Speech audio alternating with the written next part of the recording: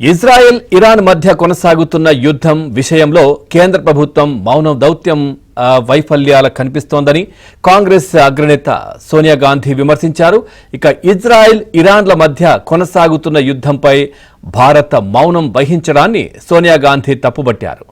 తాను రాసిన ఓ ఆర్టికల్లో కేంద్ర ప్రభుత్వం అనుసరిస్తున్న వైఖరిని సోనియా విమర్శించారు. ఇక భారతదేశ నైతిక వ్యూహాత్మక సంప్రదాయం నుంచి కేంద్రం దూరంగా జరిగినట్లుగా కనిపిస్తోందని అన్నారు.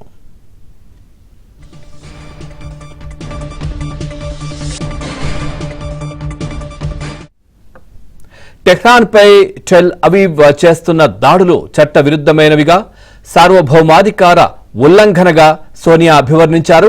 ఇక ఇజ్రాయెల్ కొనసాగిస్తున్న దాడుల వల్ల ప్రాంతీయంగా ప్రపంచవ్యాప్తంగా తీవ్ర ఉద్రిక్తతలు చెలరేగుతున్నాయని సోనియా పేర్కొన్నారు. ఈ ఘర్షణలు అస్థిరతను మరింత తీవ్రతరం చేయడం వల్ల మరిన్ని సంఘర్షణలకు బీజాలు వేస్తాయని సోనియా ఆందోళన వ్యక్తం చేశారు.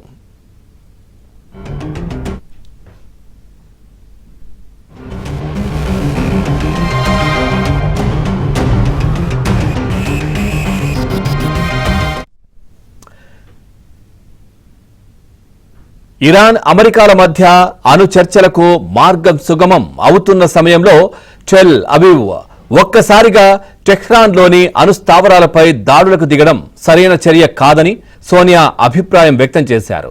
మరోవైపు ఇజ్రాయెల్ చేస్తున్న మారణ హోమంలో గాజాలో 55,000 మందికి పైగా పాలస్తీనీయులు ప్రాణాలు కోల్పోయారన్నారు. ప్రస్తుతం గాజా కరువు అంచున ఉండడంతో అక్కడ మిగిలి ఉన్న ప్రజలు తీవ్ర కష్టాలు అనుభవిస్తున్నారన్నారు. గాజాలో జరిగిన విధ్వంసం మళ్లీ ఇరాన్లో పునరావృతం అవ్వకుండా మరింత ఆలస్యం అవ్వకముందే భారత్ కల్పించుకోవాలని అన్నారు.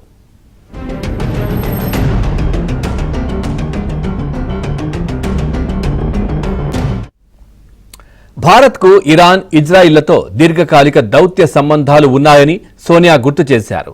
ఇటీవలి కాలంలో న్యూఢిల్లీ, టెల్ అవీవ్ మధ్య రక్షణ, వాణిజ్య, నిఘా సహకారాన్ని విస్తరించినప్పటికీ టెహ్రాన్తో లోతైన చారిత్రక, నాగరిక, వ్యూహాత్మక సంబంధాలు కూడా కొనసాగిస్తోందన్నారు.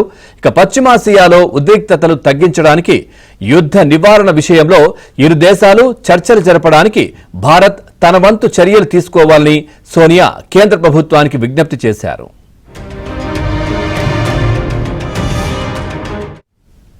ఢిల్లీలోని ఇరాన్ రాయబార కార్యాలయంలో నిన్న మాట్లాడిన ఇరాన్ దౌత్యవేత్త మహ్మద్ జావద్ హుస్సేనీ తమపై ఇజ్రాయెల్ చేపడుతున్న దురాక్రమణను బహిరంగంగా ఖండించాలని భారత్ సహా ప్రపంచ దేశాలను కోరారు.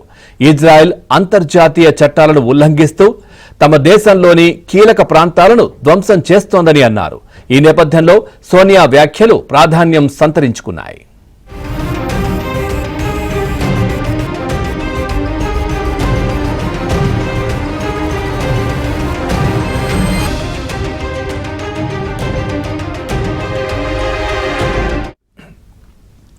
ఇరాన్, ఇజ్రాయెల్ పరస్పర దాడులతో పశ్చిమాసియా రణరణంగా మారింది.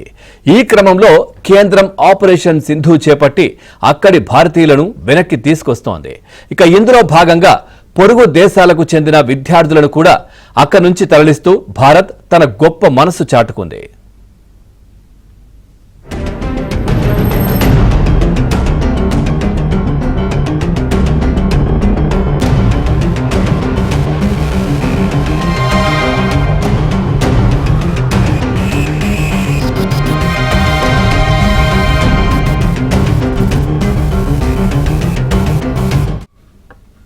పశ్చిమాసియాలో ఉద్రిక్తతల నేపథ్యంలో తమ విద్యార్థులను కూడా ఆ ప్రాంతం నుంచి తరలించాలని నేపాల్, శ్రీలంక దేశాలు భారత్ను కోరాయి.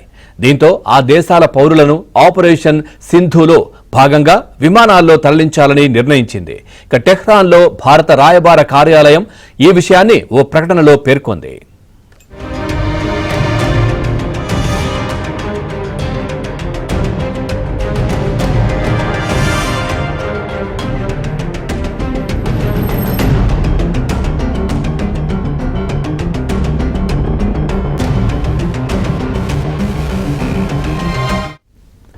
ఇరాన్, ఇజ్రాయెల్ మధ్య ఉద్రిక్తతలు రోజురోజుకు తీవ్రమవుతున్నాయి.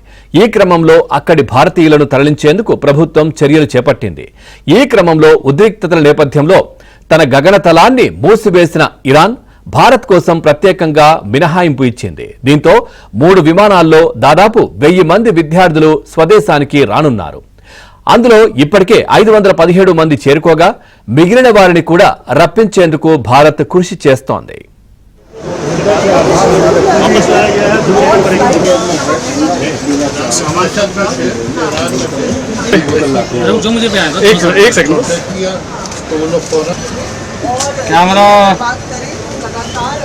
लोगों ने यहाँ संपर्क किया कि अपने एम्बेसी में